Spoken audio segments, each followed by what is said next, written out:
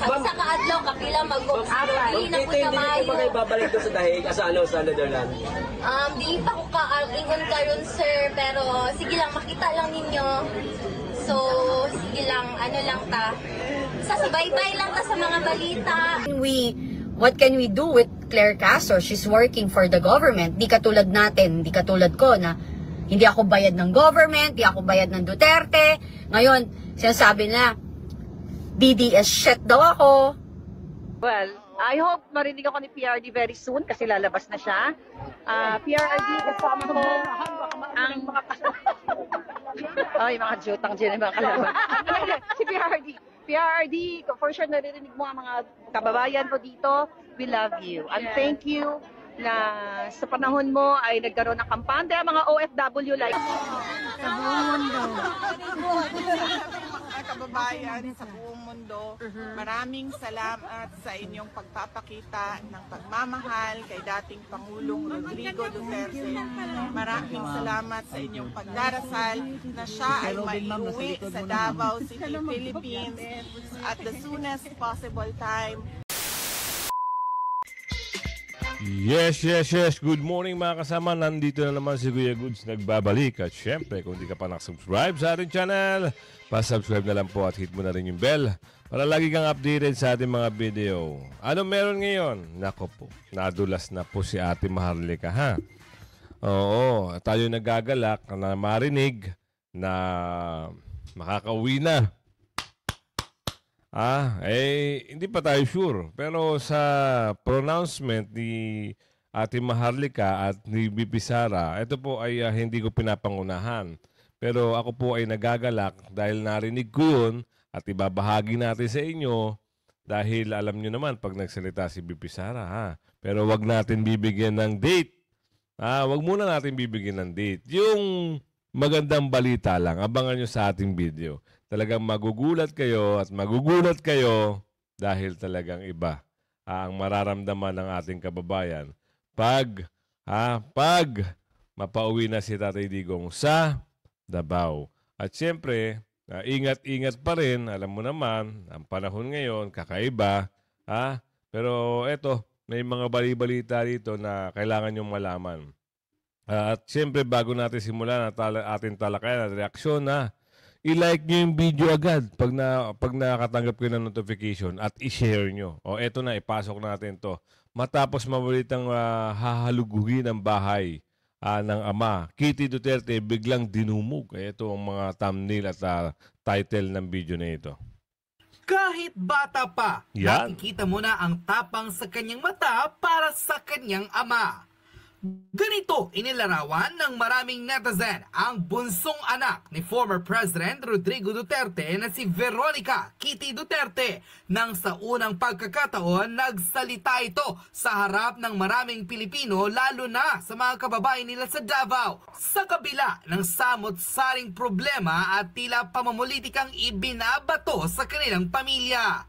Formal na nagpasalamat si Kitty sa mga kababayan nito sa Davao at kapitbahay ng kanyang ama matapos umugong ang bali-balitang hahalughugin ang bahay ng former president sa isang subdivision kung saan ay minanmanan ng kanyang mga kapitbahay ang residente ng dating Pangulo. Pinasalamatan ni Kitty ang mga taong walang sawang sumusuporta sa kanila at magdamag na nagbabantay sa tahanan ng kanyang ama. Pinaabot ni Kitty ang lubos at taus-pusong pasasalamat ni former President Rodrigo Duterte sa lahat ng mga Davaoenyong hindi pa rin sumusuko at patuloy na sumusuporta sa kaniyang pamilya. Ito mapapansin nyo mga kasama, ito si Kitty, halos kaparehas ng ugali ni BP Sara. Talagang matapang din, ano? Oo, nakita nyo ba nung nagalit siya? Doon sa ginawang pag-aresto kay Tatay Digong, talagang 'di ba, mayroon siyang binitawang salita pero hindi siya natakot. Dahil ang kagustuhan niya may pagtanggol ang kanyang tatay at ang ating presidente na si Tatay Digong. 'Di ba? Kasi maling-mali naman talaga yung pag-aresto Ano ba sabi ni Banatbay, ni Sir Banatbay? Mali. Diba? Dapat dinala nyo. Ni Boss Dada pala, sorry napanood ko kasi yung ni Boss Dada Ang sabi ni Boss Dada, dapat dinala nyo doon sa proper proper na husgado, which is sa Pilipinas. No? Hindi. May nadali nyo, dinala nyo sa dahig. Yun ba ay tamang venue para, doon mo dalin ang dating Pangulong Rodrigo Duterte? Ibig sabihin, binali nyo kung ano yung nakasulat sa batas. Sino-sino ito? Marami ho sila. Ngayon, nagtatanggihan sila, nagtuturuan sila. Yung isa, sabi, hindi raw siya kasama. Kilala nyo ba si ano? Tumanggi na hindi raw siya kasama. Samantalang kinanta siya nito. Kinanta siya ng isang mapagpanggap na balingbing na tao na dati sumuporta kay Binay nung alam niya na malakas ang Duterte. Lumipat sa Duterte. Kilala niyo ba yan? Ayan yung nagsabi na apat kami. Nung na-corner siya ni Amy, wala raw plano. Anak ng tipaklong, grabe. Grabe sila talaga pag magsisinungaling, huling-huli na, itatanggi pa, ika nga. Ayon sa mensahe ng kanyang ama, chill lang ang maraming Davaoenyo maging ang mga Pilipinong tila hanggang ngayon ay masama ang loob sa pagkakaaresto ng dating Pangulo dahil hindi raw lalaon, mabibisto kung ano ang totoo at makakarma rin kung sino-sino ang mga pasimuno. Tama. Dagdag pa ni Kitty Duterte, huwag raw pakakasiguro ang mga politikong nagtulong-tulong para arestuhin ang kanyang ama dahil sa eleksyon babawi ang taong bayan at pabababain ang mga likong opisyales ng pamahalaan. Panoorin ang nakakabilib na mensahe ng Interrupt ko lang si Showbiz, si Chikadora. Ngayon, eto. Kaya natin na masasabi ito. Malakas ho ang pangalan Duterte. Kahit anong paninira nila, kahit anong pagwasak nila sa pangalan Duterte, talaga naman namamayagpag. All over the country. Hindi lang Pilipino. Maging foreigner pa. Eto na. Paano pag nagkabaligtad na ang sitwasyon? At sila ngayon ay lumagpak sa senatorial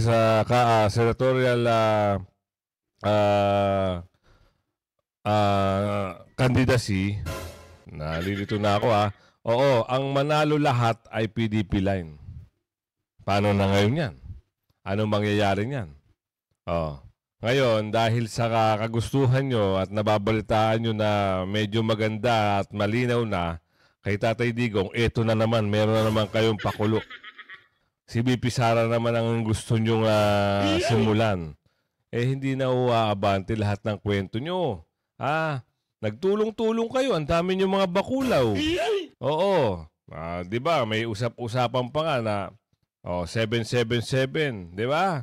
Nakakuha kayo ng 777. Sa totoo lang, may nagpatunay nga yan Di ba? Sino nagpatunay yan? Mayor ng Baguio. Na talagang magaling na tao. Siniwalat lahat ng kabahuan nyo.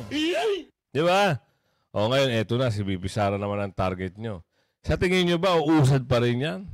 Mga representative ba, mga pinapapront nyo? Kayo mga taga-distrito, mga congressman na tumatakbo sa distrito, kayo ang mag-front. Para alam natin. Di ba? Ay halos lahat ng mga representative. Anong silbi niyan? Ipopront nyo kasi wala naman distrito yan. Matalo man yan, wala nang pakialam yung mga tao dyan at wala na rin silang pakialam dahil, yung 77 nga, ika nga, sabi ni Aling Dolores, natanggap na. Ganun lang kasimple. Ito ipasok natin. Bunsong anak ni former President Rodrigo Duterte na si Veronica Kitty Duterte kung saan sumugod sa bahay nito sa Davao City at taus-puso at personal na pinasalamatan ang maraming Davaoenyo na nagbabantay sa tahanan ng ama matapos kumalat ang balitang hahalughugin ito ng ilang mga pulis kaya't ang mga kapitbahay ng dating Pangulo tila nagmasid at hindi papayag na pasukin ito ng ilang mga individual para raw magtanim ng ebidensya. Taong bayan bumilib sa kung paano magsalita at magbigay ng mensahe ang nakababatang anak ni dating Pangulong Rodrigo Duterte. Narito't panoorin ang full video. Tinta mo undang hati, tinta mo undang. Basta makauli siya. Ang gusto lang niya makauli sa Davao. Kanaray ang gusto. Ohon. Ayaw makauli si Tatay Digong. Na Coke Zero, malipay na siya. Hiwalay lang siya, oo. Pero gipalitan naman niya siya sa ate. O Coke Zero dito. Ang problema ato niya, abusado man mag Coke Zero. Tama yan yung artificial na chemical, di ba? Sa kaadlaw, kapila mag Coke Zero. Hindi na po na Hindi pa kayo babalik doon sa dahig sa Netherlands. Di pa ko ka-ingon karon sir, pero sige lang, makita lang ninyo. So, sige lang, ano lang ta. Sasubaybay lang ta sa mga balita. Tapos, Kita nyo kung paano magsalita si BP Sara. Ganon din ka-humble itong si Kitty. Oo, napakagaling. Halos lahat naman ng mga Duterte, yung mga anak ni Tatay Digong, halos ganon magsalita. Walang kaangas-angas. Oh. Si Basti, kala nyo marami na to, pero pag nagsalita, di ba? Napakabait. Oh, yun yung mga hinahangaan nating mga kandidato. Isipin mo, biruin yung mga kasama. Si Tatay Digong, 6 na taon nanungkulan sa pagka-presidente, ilang taon nanungkulan sa pagka-mayor. Tapos pagbibintangan nyo na dorobo ang tao, hindi nga mapagawa yung bahay nila sa Davao. Natutulog na kulambo ang matanda, ang ating presidente. Yan ba ang sasabihin nyo na dorobo ng bayan? Hindi ho. Nagkakamali ho kayo. Kaya lang kayo takot na manalo ang mga Duterte. Si BP Sara, lahat ng baho nyo ay sisingaw. Oh, di ba? Umayos yung nanungkulan si Tatay Digong, umayos ang bansa. Lahat ng mga dorobo, ng mga embassy na mayayabang, pinagpapalitan. Kung makaasta, kala mo sila may-ari ng Pilipinas. Totoo lang tayo. Lahat ng mga maangas noon panahon ni Tatay Digong sa mga embahada na may reklamo ng ating mga kababayang OFW. Ano nangyari sa inyo? 'Di ba? Grabe talaga, no? Ano pa? Ano pa maganda na gawa ni Tatay Digong? Alam niyo yan lahat. Kaya itong mga dorobo, talagang sigurado sila pag upo ni BP Sara. Oo. Wait, there's fly na. Nako, ito na. Ito magugulat ka dito. Sa balitang ito. Manong Ted. Parang sinampal si. Babaita ito eh. Babaita ito na nagmamagaling, piling magaling yung mga pronouncement naman niya dito sa kanyang pahayag. Akala yung mantakin nyo ha. Hindi natin malaman kung saan hinuhugot. Saan hinuhugot ng babae na to yung kanyang mga sinasabi. Ito ha, si Manong Ted ang magsasalita dito, hindi tayo ha. Tayo ay nagre-reaction lang. Pasok mo Manong. Hindi itong masasabi po sa kanila. Una, ito po ay tagapagsalita, hindi tagapagsinungaling. Dalawang bagay yan, Roma.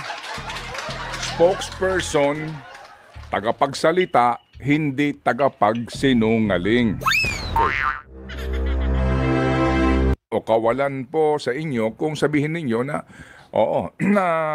hold muna yung welga, pakinggan din muna kayo ng sekretary, palagay ko naman makakahanap sila ng oras para pakinggan ang inyong damdamin. After all, hindi naman kayo nalalayo doon sa mga itong kondisyon na sinasabi po ng piston para po sa maayos nga na pag-uusap ng gobyerno at ng sektor na ito. At muli mga kapatid, hindi po tinututulan dito yung modernisasyon. Hindi po. Ang mahigpit pong kinokontra dito ay yung paraan na pinatutupad. Ito po kasi sa atin lang po ito, no, ang tingin natin ay naging blunder nito pong dating pamunuan ng DOTR girl na sa pag-take over nila sa pamahalaan noong 2022. Agad nilang ipinatupad ang programang ito nang hindi man lang po sinuring mabuti. Ngayon po kasi ang kanilang kapag naiipit na sila, ang kanilang wala na silang maisasagot kundi pinatutupad lang namin yung sinimulan nung nagdaang administrasyon. Oo, turo sa nagdaang administrasyon. Oo, kung nagdaang administrasyon na ang nagpatupad nito, kung maayos naman, walang problema. Pero Pwede ituloy. kung ganito pong napakarami pong mga problemang kinakaharap ng programa, ba't nyo itinuloy? Di ba? Kaya kayo na-appoint dyan to solve the problem, not to Create another problem. to worsen the problem. Anyway, so ito po ngayon ang sitwasyon dito po sa DOTR sa usapin po ng public transportation na panlupa. Okay, ngayon, mga kapatid, nabalitaan natin, meron daw appointed na tagapagsalita ang LTFRB. Ano po, naglabas ng statement ang LTFRB. Well, ito'y na-publish na. Meron silang hinirang ngayon na tagapagsalita daw, baby girl. Hindi ko nababanggitin muna ang kanyang pangalan. Ito lang ang akin ditong masasabi po sa kanila. Una, ito po ay tagapagsalita, hindi tagapagsinungaling. Dalawang bagay yan, Roma. Spokesperson, tagapagsalita, hindi tagapagsinungaling. Sa puntong yan, ang pinakamainam, bago sumalang sa 50 usapin, tungkol dito. Kilala nyo ba yan? Oo, yung mababanggit Kilala nyo ba yung tinutukoy ni Manong Ted na spokesperson daw na tagapagsalita na hindi tagapagsinungaling? Bakit nasabi ni Manong Ted na tagapagsinungaling? Aba, kung ikaw ay nakakaintindi at alam mo ang nangyayari, dapat manahimik ka na lang. Hindi mo yung dadagdagan ng kwento na hindi naman totoo. Ano ba yung mga binabalita niya na hindi totoo? Alam naman natin lahat yan, mga kasama. Diba? Tuloy. Dito sa napaka-controversial na binago na naman nila pangalan Hindi na PUV, MP. Public Utility Vehicle Modernization Program. Binago na naman nila. Ginawa nilang Public Transport Modernization Program. PTMP. Bago na? Bakit pag binago ba nila, mababago yung datos sa mga nag-consolidate? Madadagdagan ba? Magiging 86%? Hindi naman Opo. Sabi nga ni Rom dito, alam niyo di ba nakailang suspending yan bago ipatupad? Tapos Anyway. bago ang pangalan? Okay. Opo, binago man po ang pangalan nito. Ang atin po lamang payo sa kanila, kung mamarapatin po ninyo, pag-aralan niyo muna mabuti itong isyong ito, ha? Opo, bago ho kayo sumalang sa itong mga impormasyon na inyo pong sasabihin sa publiko. Mahirap Kasi pagkamali. hindi lang yun, mapapahiya po talaga kayo. Kasi nagsabi na ang sekretary, alam ka naman kontrahin mo yun. Correct. Hindi po ba? Sinabi niya na, ito ang katotohanan Di ba? So ano pa magagawa natin doon? Alright? At hindi pa ho yan lamang ang katotohanan dyan sa programang ito.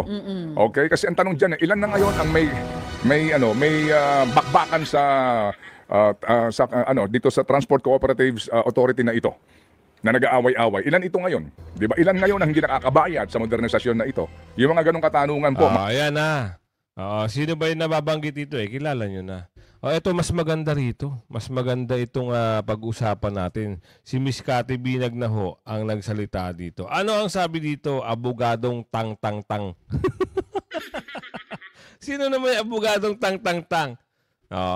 Kanina si Manong Ted Ngayon, ito naman si Ma'am Cathy Binag Sino kaya? Kilala niyo ba si abogadong tang-tang-tang?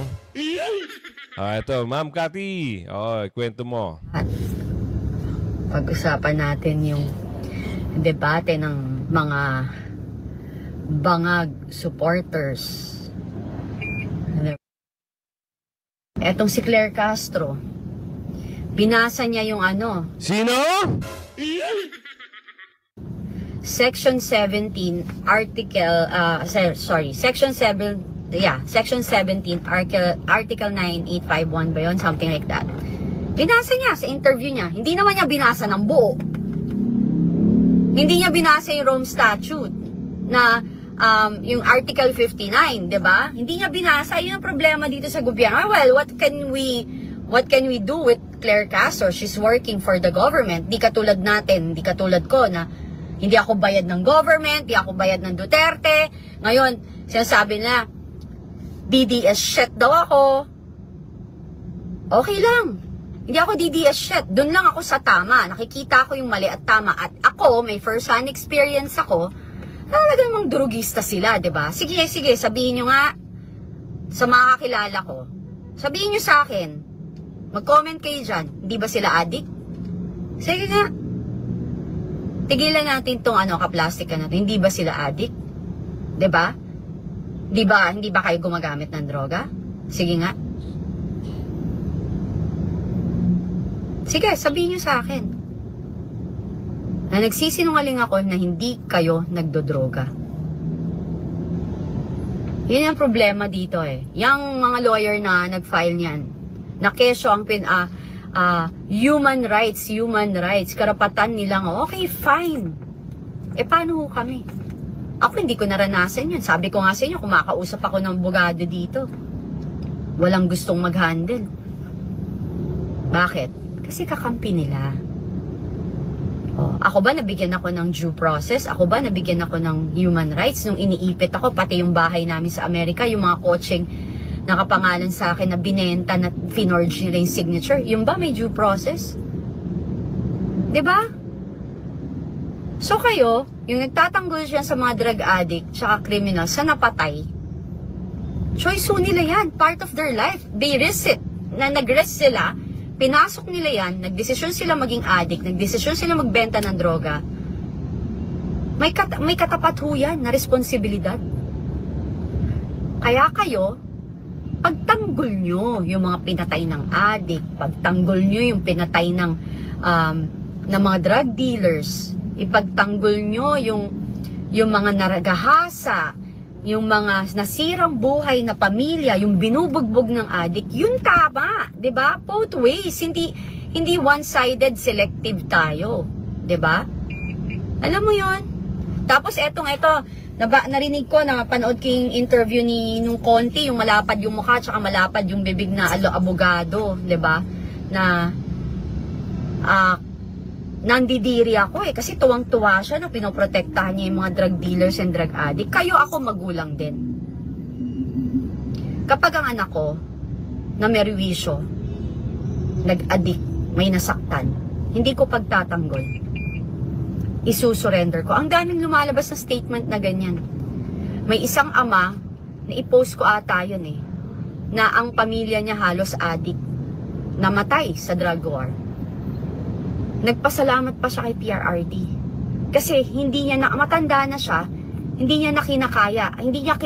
Kasi ikaw kung mabuti kang magulang, titingnan mo na lang na ang sakit sa magulang na nakikita mong nasisira yung buhay ng anak mo. Mas gusto mo lang na mawala na lang.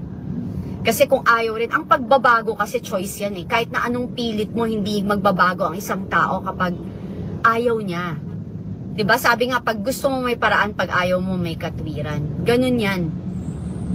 So ako, tigilan nyo. Kasi nag-addict sila, choice nila. Pwede naman kang huminto pero choice nila maging drug addict. Yung pagbebenta ng droga, choice din nila yun. Kasi pwede rin naman sila magbago tuminto, hindi pa rin sila huminto at nagbago. So, pagtanggol nyo naman kami, yung mga biktima ng droga yung mga addict na nanggahasa, pagtanggol nyo kami doon. Hindi yung nakakadiri yung ginagawa nyo na dyan lang kayo nakatutok. Grabe. Tama to. Sabi ni Mike, from anti-drug criminal admin to pro-addict criminals. Never again, Marcos. Tapos ngayon, etong si Conti, Attorney Conti. Conti lang yung brain, sorry. Siya alam mo, sabi niya sa interview, sige, mag-rally pa kayo para lalong hindi pauwiin si PRRD dito. Wow! Tinakot mo pa kami. Ano sabi, Ma'am Binag? Magalit para hindi pauwin. Ito, mamaya, papakita natin sa kanya. Baka mamaya magulat siya Wow, bakit ganun? Dito na. Ayan, mamaya. Sino magsasalita dito mamaya lang konti? Sino ka? Diba? Dapat nga ikaw rin yung sa ICC kasi pinoprotektahan mo addict. Dapat kayong mga nagpoprotektahan ng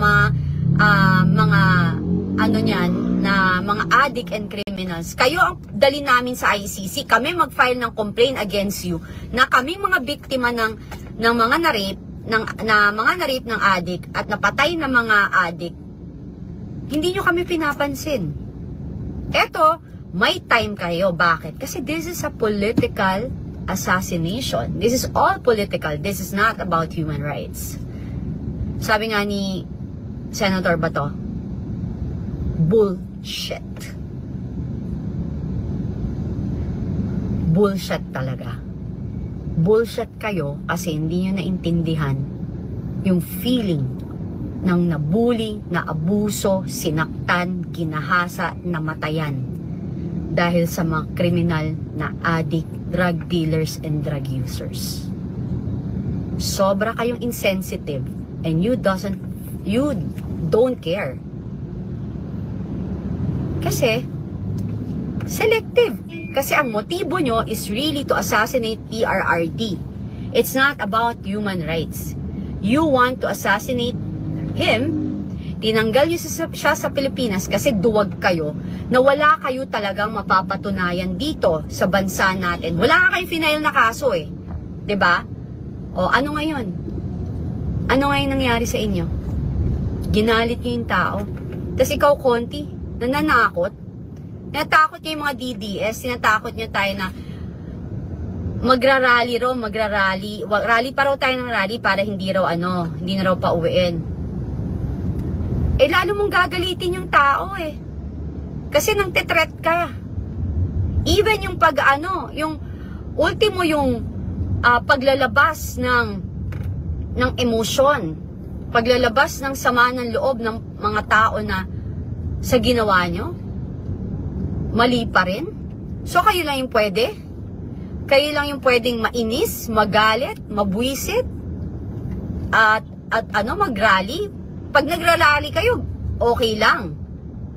Pag yung mga supporters ng PRRD ni Duterte, hindi pwede? So ano yun? 'Di ba? Ano yun? Yung isa pa dyan, si Shelo Magno. Dati, ako dun eh. Kasi nga ako, sabi ko nga sa inyo, hindi ako doon ako kung pag tama yung debate niya or yung pinaglalaban niya, makikinig ako sa'yo. May punto ka eh, 'di ba? Akala ko okay. Hindi nyo napansin si Shelo Magno, hindi na binabanatan sila Martin Romualdez. Hindi na binabanatan. Oh, tuwan-tuwa siya nung napunta sa nahuli si PRRD, nadala siya sa ICC. Alam mo, paulit-ulit, tama naman eh. Paulit-ulit sinasabi ni PRRD yun, handa ako.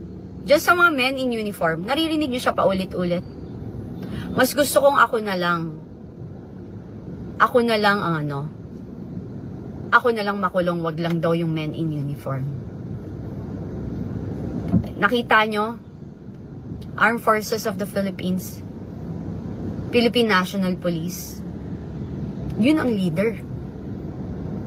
Yun ang leader, hindi duwag, humaharap, hindi nag-uutos na nakakaiyak kasi yung iyak ko, proud. Kasi ganun ako eh, yung parang, ganun yung gusto kong leader, yung may paninindigan, 'di ba? Yan sa Armed Forces of the Philippines, yan sa Philippine National Police, Philippine Marines, Philippine Navy. Itinaas ni Pangulong Duterte yung inyong integridad. Ngayon, etong gobyernong to, pinababoy niya ang uniforme ninyo. Yung kakarampot, narinig ko, magbibigay sila 350 pesos. Pucha. 350 pesos yung katapat ng buhay nyo. Na pinaglalaban nyo yung supposedly, kayo yung sumasalang sa gera. 350 pesos. Samantalang sila, ilang trilyon yung nawawalang kaba ng bayan. Sa flood control project na lang, diba? Ilang trilyon yun. Alam niyo yun? Masyado na kayong iniinsulto ng gobyernong to. Akala ng 350 pesos katapat ng dangal ng mga sundalo. Sa mga kasundaluhan dyan, sobrang proud ako sa inyo, sa mga kapulisan na piniling umalis. Kasi makakabalik naman kayo basta't magkaroon ulit ng bagong yung bagong magandang liderato. Yan ang tama. Doon sa mga nag-resign, dahil naninindigan sila na mali yung patakbo kung sino na mumuno ngayon, pagbalik ni BP Sara o pag-upo ni BP Sara, alam naman ni BP Sara lahat yan, meron kayong tsansa at pagkakataon na makabalik. At alam nyo, may paninindigan kayo na tama ang namumuno. So ito, merong magandang balita rito. Bibigay lang natin para maliwanag sa maliwanag. Mas maganda, ito, maganda to Sino yung... Ako na Yan na. well, I hope marinig ako ni PRD very soon kasi lalabas na siya. PRD, kasama ko ang mga Ay, mga jutang dyan, mga kalaban. Si PRD, for sure naririnig mo ang mga kababayan ko dito. We love you. And thank you na sa panahon mo ay nagkaroon ng kampante ang mga OFW like us, mga Filipino abroad na pag-uwi namin sa airport, maayos. And now, gulo na naman. But my message to you is stay strong, stay healthy, dahil nandito kami para sa laban na to. We will win. Dito na yung ang tawag doon, nadula si Ate Maharlika, si Ma'am Maharlika O, sino pa ito? Baka totoo nga, baka totoo nga yung tawag dito, yung ito na. Sa aming mga kababayan sa buong mundo.